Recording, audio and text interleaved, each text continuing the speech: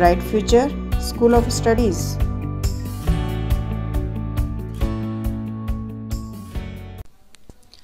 Hello everyone, last lecture में हमने xylem और फ्लोएम कंडक्टिंग टिश्यू के बारे में डिस्कस किया था. Now we will discuss about xylem tissue. Xylem tissue जो है वो एक कॉम्प्लेक्स टिश्यू होती है. इसके अंदर लिविंग और नॉन लिविंग दोनों टाइप की सेल्स जो हैं वो प्रेजेंट होती है. मेनली 4 टाइप की सेल्स जो हैं वो जाइलम में प्रेजेंट होती है. Xylem vessels, xylem tracheids, xylem parenchyma and xylem fibres.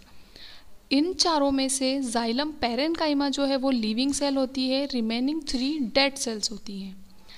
First xylem vessels. Xylem vessels जो हैं वो लॉन्ग सिलेंड्रिकल सेल्स होती हैं, पाइप जैसी स्ट्रक्चर बनाती हैं. They have lignified walls. It means इनकी जो वॉल्स है उसमें लिग्निन नाम का एक एलिमेंट प्रेजेंट होता है.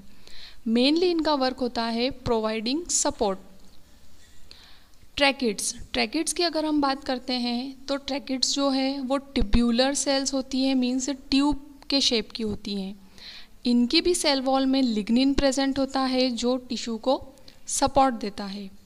जाइलम वेसल्स और ट्रैकेट्स दोनों ही मेनली ट्रांसपोर्टेशन का वर्क करते हैं. और जैसा कि हम जानते हैं जाइलम जो है वो वाटर और मिनरल्स को ट्रांसपोर्ट करता है. तो मेनली ये दोनों एलिमेंट ही वाटर और मिनरल्स को रूट से लेकर तो डिफरेंट पार्ट्स तक ट्रांसपोर्ट करते हैं. Next xylem parenchyma. Xylem parenchyma की अगर हम बात करते हैं तो ये मेनली वाटर को स्टोर करता है, मिनरल्स को स्टोर करता है और कार्बोहाइड्रेट्स को स्टोर करने का वर्क करता है. नेक्स्ट जो सेल है वो है जाइलम फाइबर्स. जाइलम फाइबर्स की अगर हम बात करते हैं तो ये सेल्स जो हैं थिक वॉल वाली होती हैं और मेनली मैकेनिकल सपोर्ट जो है वो प्लांट को प्रोवाइड करती हैं. नेक्स्ट हम बात करते हैं फ्लोएम टिश्यू की. फ्लोएम जो है वो भी मेनली 4 एलिमेंट से मिलकर बना होता है. Sieve tubes, companion cell, phloem parenchyma and phloem fibres. Sieve tube का क्या वर्क होता है? तो सीव ट्यूब्स जो हैं वो इलोंगेटेड लंबी लंबी ट्यूब के शेप की होती हैं and place end to end like tube. Means छोटी छोटी जो सेल्स हैं, छोटी छोटी जो ट्यूब्स हैं वो एक दूसरे से एंड टू एंड कनेक्ट होती हैं और एक लॉन्ग स्ट्रक्चर फॉर्म करती हैं. Their end walls have minute pores called sieve plate. इनकी जो एंड वॉल्स होती हैं वहाँ पर छोटे छोटे पोर्स प्रेजेंट होते हैं जिन्हें कहा जाता है सीव प्लेट. मेनली सीव ट्यूब्स का क्या वर्क होता है? तो ये फूड का ट्रांसपोर्टेशन करती है. कहाँ से? तो हमें पता है फूड जो है वो प्रिपेयर होता है मेनली लीव्स में. तो लीव्स से लेकर जितने भी प्लांट के पार्ट्स हैं जहाँ फूड की रिक्वायरमेंट है वहाँ ये फूड को कंडक्ट करती है. Next companion cell. Companion cell जो है वो सीव ट्यूब के साइड में लोकेट होती हैं और ये मेनली हेल्प करती है सीव ट्यूब्स को फूड के कंडक्शन के लिए. Next phloem parenchyma. Phloem parenchyma cells जो हैं वो स्टोर का वर्क करती हैं. तो यहाँ पर स्टोर करती हैं ये फूड को. Next phloem fibres. Phloem fibres जो हैं वो मैकेनिकल सपोर्ट देते हैं प्लांट को. जैसे हमने जाइलम फाइबर्स के बारे में देखा था वो भी मैकेनिकल सपोर्ट दे रहे थे, ये भी मैकेनिकल सपोर्ट देते हैं. And they are made up of sclerenchyma cells. ये मेनली स्क्लेरेन्काइमा सेल्स के बने होते हैं. Now we will discuss about absorption of water. अब वाटर का एब्जॉर्प्शन होता कैसे है? तो हमें पता है रूट्स जो हैं वो कहाँ होती हैं? सॉइल के पास. तो सॉइल के अंदर वाटर प्रेजेंट होता है. अब रूट के पास एक स्ट्रक्चर होता है जिसे बोला जाता है रूट हेयर सेल्स. वाटर जो है वो रूट हेयर सेल्स से एब्जॉर्ब होता है. रूट हेयर सेल्स यूनिसेल्यूलर होती है, मीन्स सिंगल सेल की बनी होती हैं. इनकी जो वॉल्स है वो बहुत थिन या पतली होती हैं और ये सबसे बाहर मीन्स आउटर ग्रोथ होती है एपिडर्मिस की. वाटर का एब्जॉर्प्शन मेनली होता है ऑस्मोसिस की प्रोसेस से। What is osmosis? तो ऑस्मोसिस की प्रोसेस में मेनली सॉल्वेंट की मूवमेंट होती है। यहाँ पर वाटर सॉल्वेंट है तो वाटर की मूवमेंट हो रही है। कैसे होती है? तो हायर कॉन्सेंट्रेशन से उसके लोअर कॉन्सेंट्रेशन की तरफ होती है। यहाँ पर सबसे इम्पॉर्टेंट बात है कि जब सॉल्वेंट की मूवमेंट होती है तो वो एक मेम्ब्रेन के थ्रू होती है जिसे कहा जाता है सेमी परमिएबल मेम्ब्रेन। ये सिलेक्टिवली परमिएबल होती है, मींस ये सिर्फ सॉल्वेंट को ही मूव करने देती है। फिगर में अगर हम लोग देखते हैं तो आपको फर्स्ट ए फिगर में दिखाई दे रहा है रूट के टिप के आसपास रूट हेयर्स प्रेजेंट हैं। फिगर बी में अगर हम देखते हैं तो रूट हेयर का हमको मैग्नीफाइड व्यू दिखाई दे रहा है ना, सिंगल सेल है और वो कैसी है, इलोंगेटेड है, मीन्स वाटर इसके आसपास होगा और वाटर जो है वो धीरे धीरे एब्जॉर्ब होगा। फिगर 1.5 की अगर हम बात करते हैं तो ये शो करता है हमें ऑस्मोसिस की प्रोसेस के बारे में, जहाँ पर वाटर जो है उसका मूवमेंट हो रहा है।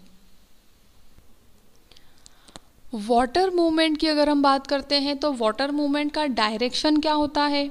तो जैसे सॉइल में वाटर प्रेजेंट है, सबसे पहले सॉइल का जो वाटर है वो कहाँ पर आएगा? रूट हेयर सेल्स के पास। रूट हेयर सेल्स ऑस्मोसिस की प्रोसेस से उस वाटर को एब्जॉर्ब करती है। उसके बाद इनर टिश्यू के पास रूट हेयर सेल्स की इनर की जो सेल्स होती हैं उन्हें कहा जाता है कॉर्टेक्स। तो कॉर्टेक्स तक वाटर कंडक्ट होता है। Then xylem of the root का जो जाइलम है वहाँ तक वाटर कंडक्ट होता है। फिर जाइलम का वर्क है वाटर को कंडक्ट करना, कहाँ पर? रिमेनिंग पार्ट में। तो मेनली अपवर्ड डायरेक्शन में वाटर का जो ट्रेवल है वो होता है। अब हम बात करते हैं एब्जॉर्प्शन ऑफ मिनरल्स की। मिनरल्स का एब्जॉर्प्शन कैसे होता है? तो मिनरल के एब्जॉर्प्शन के लिए मेनली 2 प्रोसेस होती हैं, डिफ्यूजन की और एक्टिव ट्रांसपोर्ट की। डिफ्यूजन की प्रोसेस जो है उसमें मिनरल्स आयंस जो होते हैं वो उनके हायर कॉन्सेंट्रेशन से लोअर कॉन्सेंट्रेशन की डायरेक्शन में मूव करते हैं। बट मेनली जो सॉइल होती है उसके पास मिनरल्स का कॉन्सेंट्रेशन लोअर होता है, तो यहाँ पर डिफ्यूजन की प्रोसेस जो है वो ज़्यादा वर्क नहीं करती है। नेक्स्ट प्रोसेस है एक्टिव ट्रांसपोर्टेशन की। एक्टिव ट्रांसपोर्टेशन में जो आयंस होते हैं वो उनके लोअर कॉन्सेंट्रेशन रीजन से मूव करते हैं, कहाँ पर? उनके हायर कॉन्सेंट्रेशन, मीन्स जहाँ पर उनका कॉन्सेंट्रेशन ज़्यादा है। इस प्रोसेस को बोला जाता है active transport.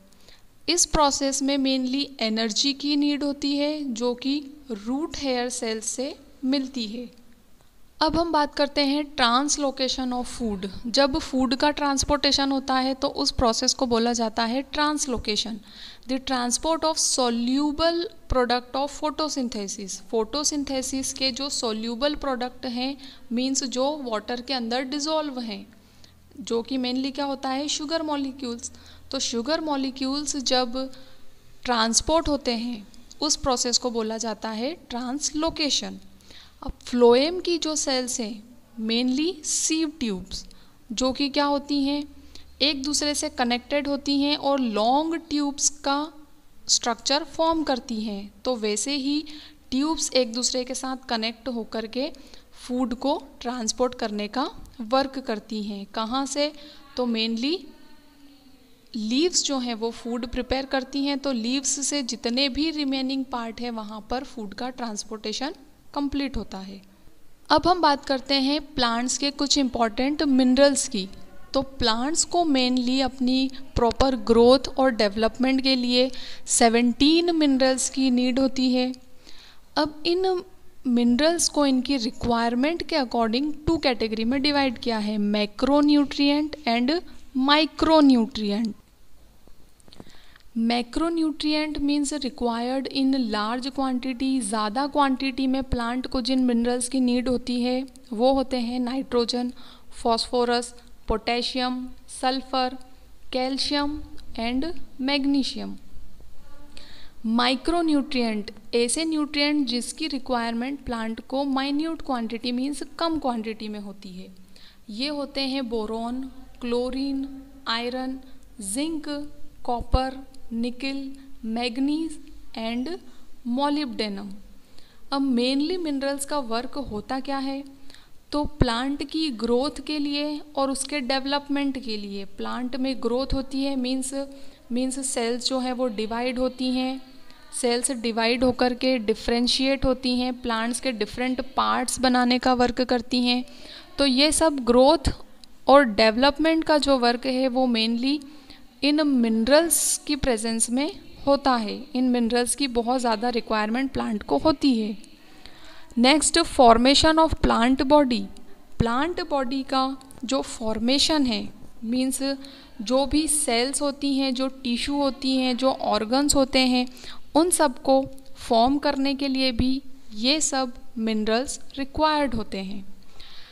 Maintenance of cell shape, cell का जो शेप होता है उसको मेंटेन करने के लिए मीन्स सेल के पास सेल मेम्ब्रेन होती है, सेल वॉल होती है, बहुत सारे सेल के अंदर ऑर्गेनल्स होते हैं, तो उन सब के मेंटेनेंस के लिए भी प्लांट को मिनरल्स की रिक्वायरमेंट होती है।